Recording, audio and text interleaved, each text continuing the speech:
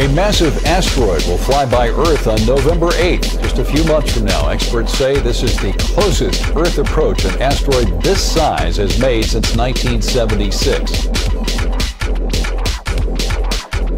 Jesus said,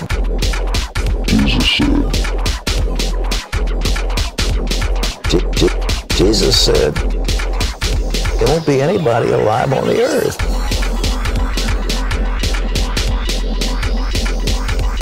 It's 1,300 feet. Jesus said.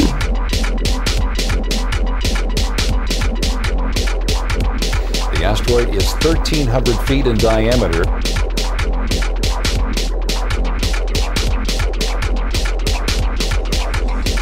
Around 200,000 miles from Earth.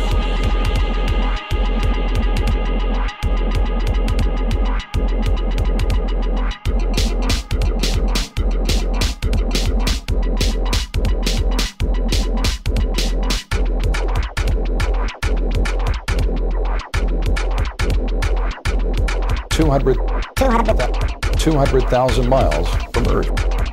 There'll be no flesh remaining. There won't be anybody alive on the earth.